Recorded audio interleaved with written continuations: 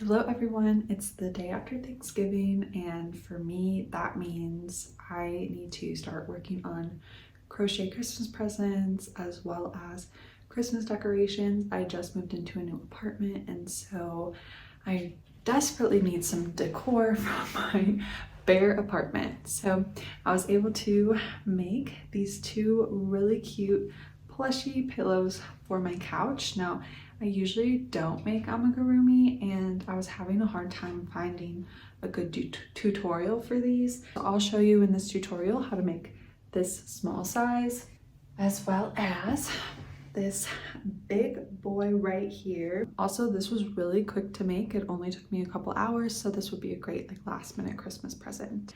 For this tutorial, you'll need a couple things. This is the Loops and Threads Chenille Home Slim. Some other things you'll need for this pattern are some scissors. You will also need an 8mm size hook, some tapestry needles, and then optional, you can use some stitch markers.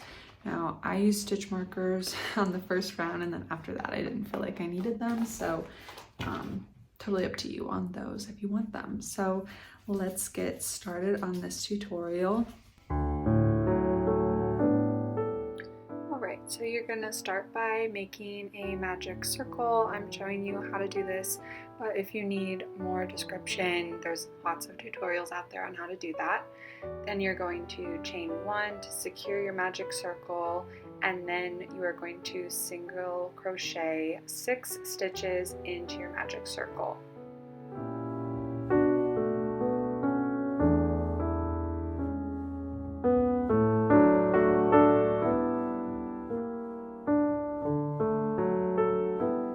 Once you have your 6 single crochets, you're going to cinch up your circle. I accidentally broke my string, but it turned out okay. And then you're going to slip stitch into the first stitch to join in the round, and then you're going to chain 1. For your second round, you are going to make 2 single crochets in each stitch. So you'll have 12 stitches in total. If you want to use a stitch marker, you can put it in that first stitch. And then once you have your 12 stitches, you're going to slip stitch again into the first stitch to join in the round and chain 1.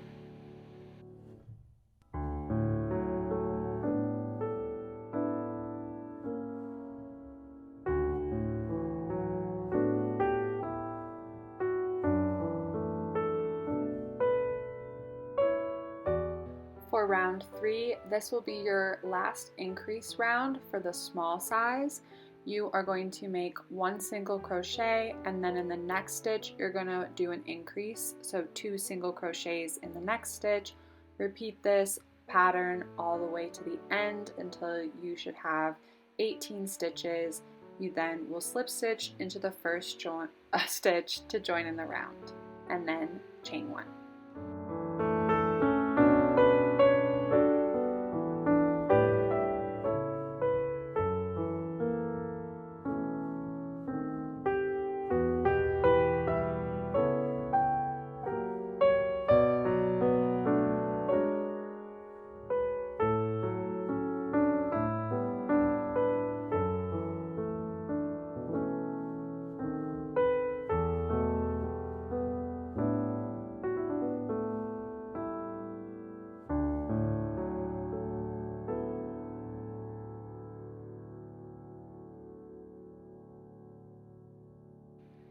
Like I said, for the small size, this will be your last increase round, so you can skip to the timestamp listed to continue with the pattern.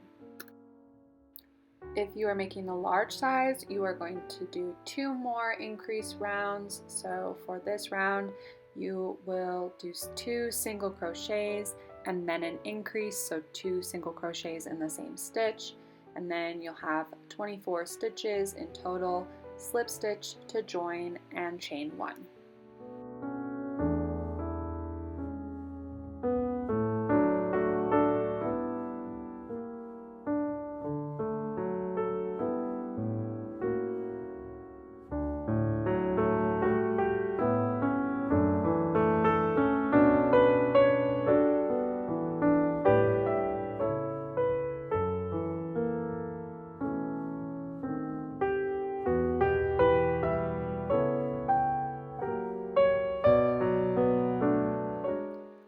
this will be your last increase round for the large size. This time you're going to make 3 single crochets and then an increase in the next stitch all the way to the end until you have 30 stitches, slip stitch to join, and chain 1.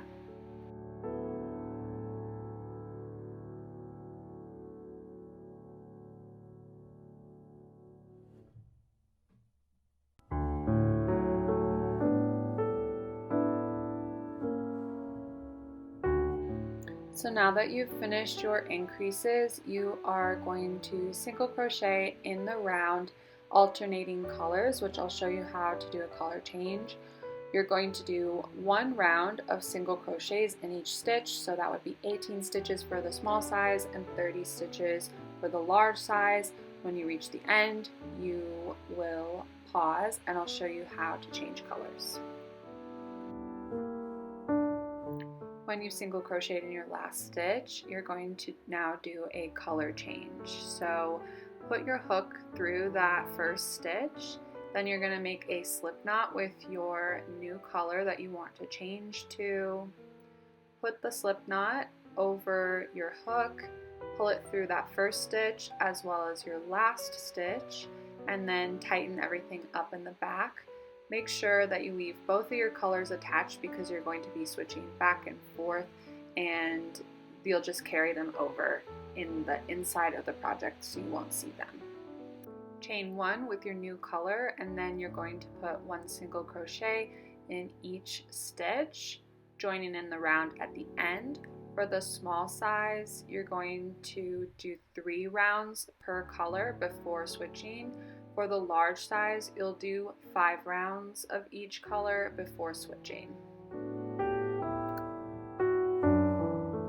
So now I will show you a color change one more time. Again, I'm going to pull up that white yarn that I had left attached, and I'm going to drop my pink yarn. I'll put my hook through my first stitch, pull through a loop, and then pull that loop through my last stitch and tighten everything up. So you'll see those color carries in the back. You're going to chain 1 and then you will continue crocheting on, making 9 stripes in total. So now you're going to start working so that it starts making the little curve of the candy cane, and I'll show you how to do that.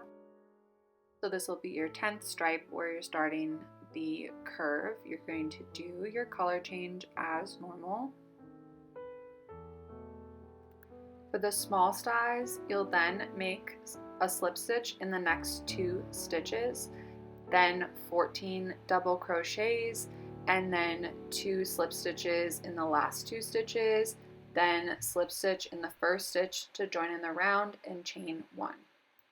For the large size, instead, you're going to make 4 slip stitches, then 1 half double crochet, 20 double crochets, another half double crochet, and another 4 slip stitches. You'll still slip stitch and join in the round as normal and then chain 1.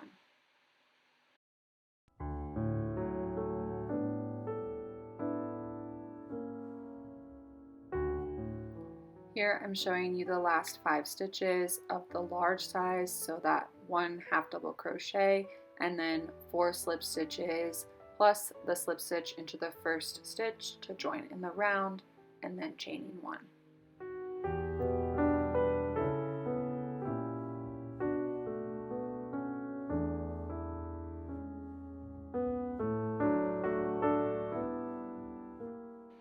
You're then going to continue this for each round. For the small size, you'll do 2 rows per color and then switch. For the large size, you'll do 3 rounds per color and then switch. Here's what it looks like after the 3 rounds. You can see it's starting to make that little angled curve. For the small size, you're going to make 6 stripes of the angled stripes. For the large size, you'll make 7. Once you have your angled stripes completed, you're now going to do a round with 1 single crochet in each stitch. Again, slip stitch to join and then chain 1.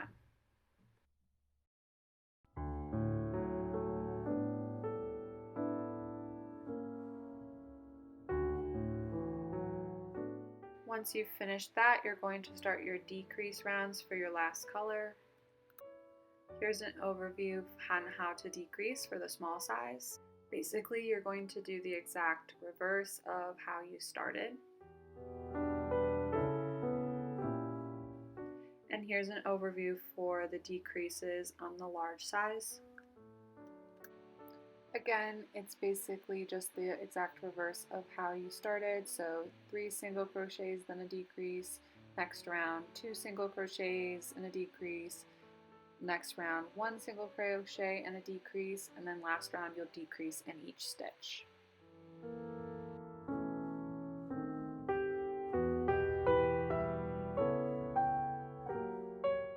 I'll show you here how to do your decrease. So you'll pull up a loop in one stitch, and then pull up a loop in the next stitch, and then pull 1 loop through all 3 loops on your hook. I'll show it a couple times.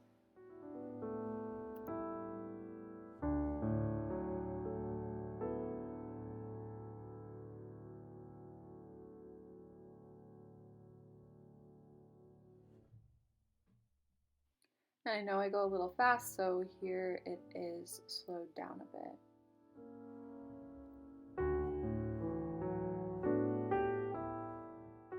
I paused on my second to last row and I stuffed my entire pillow. Now I'm just going to finish up with those decrease rounds until I get to the end.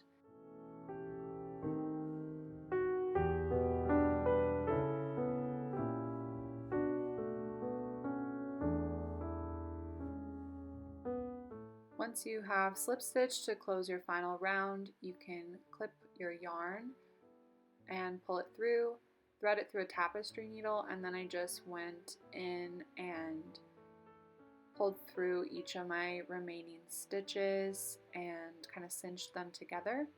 I tied a knot and then just poked my needle through, pulled the yarn up through the pillow just to basically weave in my end, fluff up your pillow, and then it is ready to go.